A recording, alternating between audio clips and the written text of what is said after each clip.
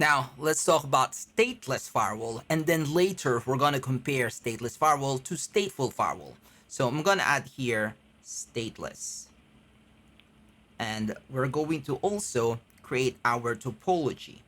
I'm going to use the simple topology. We have a client connected to a router, and the router has two interfaces. I'm going to assign Ethernet 0, and then here connecting to our server, I will assign Ethernet 1.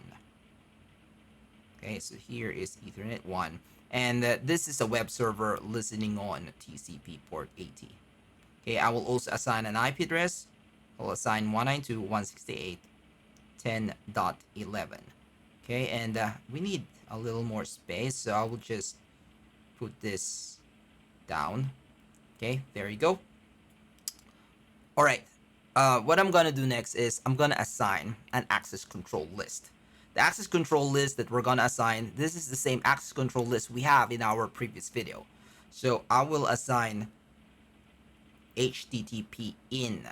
This is the name of our access control list, and I will apply it to this interface, the interface ETH0, and the direction will be inbound. There. Okay, now since this is an access control list, we need to add a rule. So the rule will be simple, and this is exactly the same rule we had in our previous session. Okay, so permit is the action, and the layer 4 port will be, or the layer 4 protocol will be the TCP, and then the source IP address will be any. Okay, and the host will be the web server IP address, which is 192.168.10.11. I will also specify the port that it's listening to, which is port 80. There you go. And maybe you're thinking, why is the source doesn't have a port? Well, actually, you can add a port. Okay, it's just optional, and most of the time we don't add it. But technically, you can. I can rewrite this rule like this. So source from any possible IP address, and then I can add a port. Well, since this is a ephemeral port, a random port, I would use GT or greater than 1023. So meaning 1024 and up to 65535 port numbers. But again, I am saving space, so I will remove that and just keep this destination values. Okay, so let's do a summary. So this is our source IP address. This any. This is our source IP. This is the destination IP address. Okay, so we use the host command because we're not using an IP range or a network. This is a specific IP address of our web server. So I will add here destination IP, and this is our destination port. Okay, now this is exactly what we used in our previous whiteboard session. So meaning we are allowing traffic from client to the server. Okay, so this is the start of our TCP three-way handshake. So this is SYN. Now, it wasn't really incorrect, but I didn't add the return rule from the previous video, from the previous example. We need to have a return traffic. This means the server needs to send back the SYN ACK. So what I'm gonna do is we're going to add another access list. Okay, another access list, and this is the return traffic from the server back to the client. And why are we doing this? Well, we don't need to do this. It's just that if we are implementing a strict access rule, that means everything is blocked. Okay, we only allow the necessary ports. We need to do this.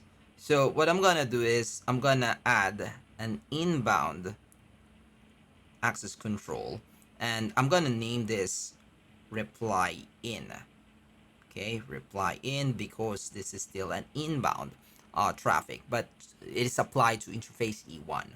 And the rule that we're going to add is permit TCP, the source will be this, okay? The source will be the web server IP address. So it will be host 192.168.10.11, okay? And we're gonna use a source port 80, and it will be sent to the destination, which is any. Now let's have a review. We just reversed the previous rule. This is our source. Oops. I'm gonna use the source blue color. This is the source IP address. This is the source port. And this is our destination IP address. Okay, there you go. So we have two access control lists. One is applied to interface E0 inbound, and we have reply in applied to interface E1 also inbound. Now, again, the second rule allows the return traffic from server listening on port TCP 80, okay, back to our client. Let me highlight, this is the return traffic. Now, stateless, the best example are just simple access control list that is available in most routers. And as you can see in our example, both rules, in this case, two ACLs must be defined. Must be defined to build a session.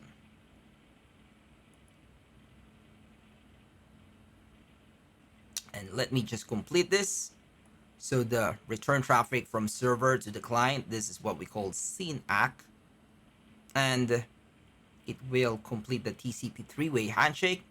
And this will start building the session when the client send an acknowledgement flag back to the server.